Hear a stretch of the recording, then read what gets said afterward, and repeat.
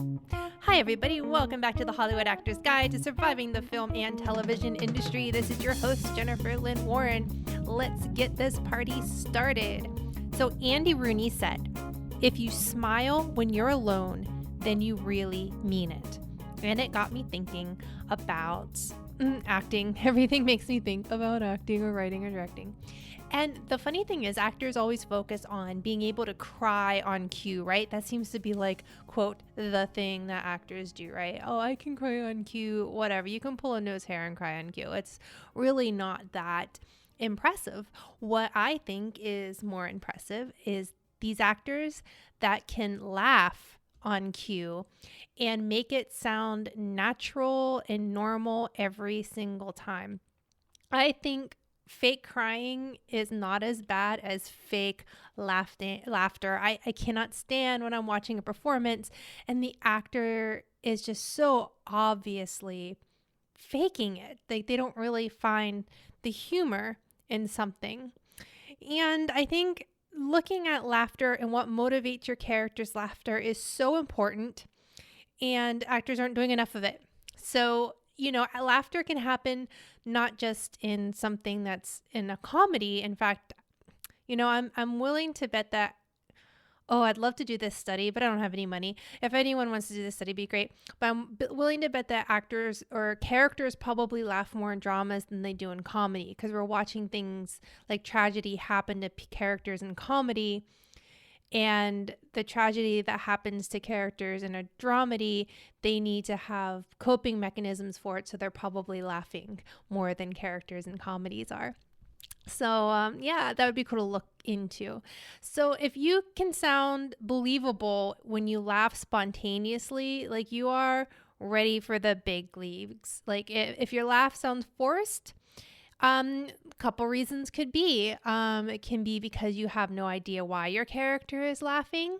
It could be that you are just not yet aware at how fake a fake laugh can sound.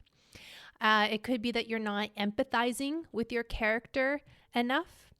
And if you look at psychology, psychologists have found that there's usually 3 reasons for laughter, right? So either one, we are anticipating something, but then we experience something surprising that's contrary to our expectations, right? And so like you hear a big bang and it scared you, but then you looked and like somebody had like popped a balloon and you laugh at it because you're like, you feel like an idiot because you were scared, right? So it's opposite of what you were expecting and you kind of laugh it off. Sometimes we laugh, number 2, because of superiority. We witness someone making a fool out of themselves and we feel better. So this comes with like a lot of slapstick humor, and it comes when like you see somebody trip and they laugh, or you trip and you laugh at yourself and you're trying to brush off that feeling of inferiority. And then sometimes we laugh because there's a tense situation that has occurred and we're trying to ease our stress from laughter or to remove tension in a situation. So that is where you are going to get like nervous laughter from, right? And it's pretty rare that you're going to have a character who's laughing because something is genuinely, quote, funny. And if it is genuinely, quote, funny, then a lot of times those scenes will be about somebody laughing uncontrollably or it being like a romantic situation or things like that. But before you worry about imitating laughter and getting something natural, I want you to get to know your own laugh. Set some time aside, maybe jump on the Zoom.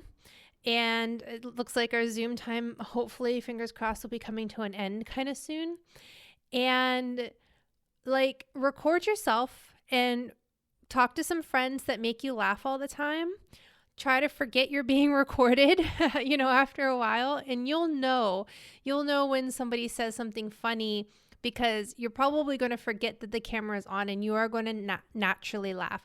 You need to get to know your laughter and notice the movements you make and the pitch and the volume and the length and how it naturally comes out of your body before you can start creating laughter for your characters. The good and the bad news about doing something like that is you can get locked in and you can overthink it. So I am a little bit worried about bringing this up to you and you guys are going to start overthinking laughing. It's kind of like if you overthink trying to cry, you're not going to cry. But if you try not to cry, then you start crying, right? So don't overthink it, but this is something that you do need to consider. You need to consider how your laughter sounds, whether or not it sounds natural, because that can really win or lose you an audition.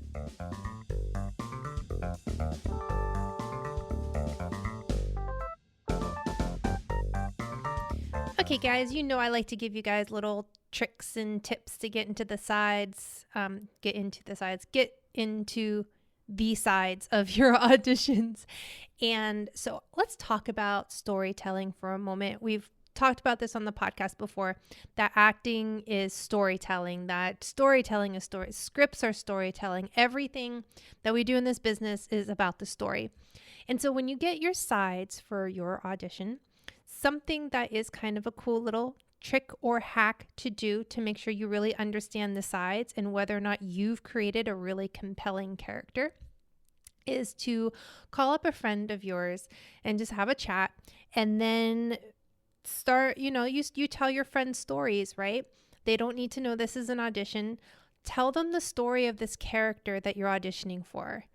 Just be like, hey, there's this guy, right? And he blah, blah, blah, blah, blah. And if you can tell the story of your character that you're auditioning for in a way that is compelling to your friends, then you have begun to understand the story of the script. If you end the story and they're like, I don't get it, why did you just tell that to me? That doesn't seem important. Then you're missing key elements of the story. So go back and look at the script again. So it's just one little tool in your ever-growing toolbox you can throw in your journal to help you understand these audition sides.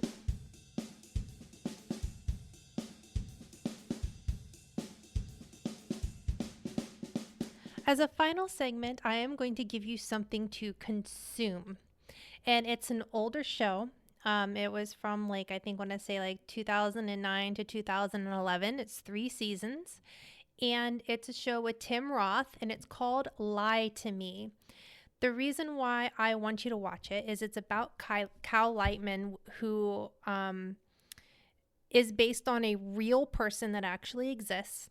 And he's the world's leading expert of seeing deception on people because he studies facial expressions and involuntary body language to expose truth behind lies. And this is a little secret type thing that I do that I am sharing with you here on the podcast. You're welcome.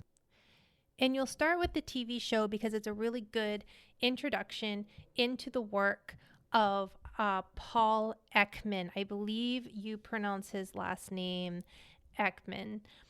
And so the show, it's spelled, by the way, it's Paul Paul and it's Ekman Ekman. So the reason why you should watch the show is because it should get you interested in the work of Dr. Ekman. That's kind of where I'm trying to lead you down without it being a dry, boring path. And I want it to be exciting and cool.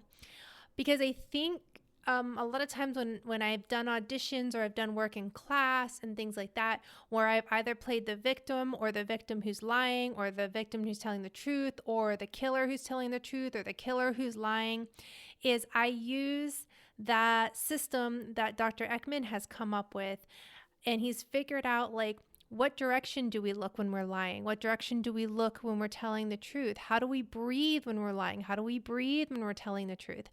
And when you can figure out what your character, what their real, the who done it, if you're auditioning for Criminal Minds or one of these procedural shows, if you know that your guy did it or your guy didn't do it, no matter what's coming out of your mouth, you'll be able to give the subliminal clues that somebody in that situation would be giving if they had done it, but do your best to convince them that you hadn't.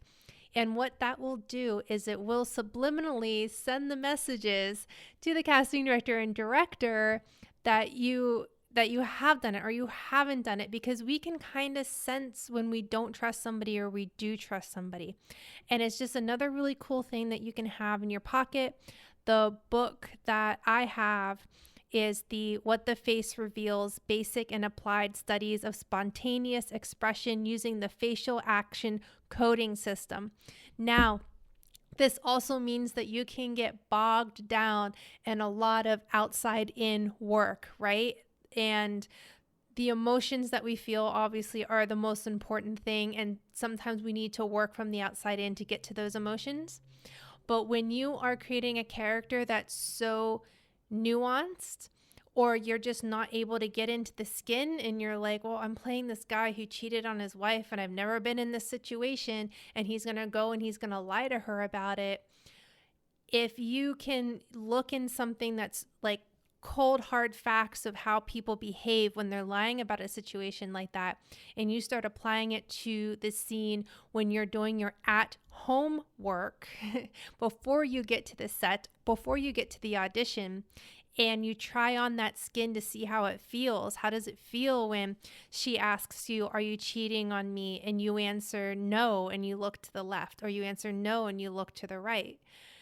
And you'll feel something differently because your body knows. Your body has learned cues from society that it has learned about how to act and behave when you're telling the truth or when you're lying, or what part of the brain is being activated in that moment, that you're going to be able to find some of these cool layers. So it's just yet one more thing in your little actor bag trick. So that's it. That's all I have for you guys.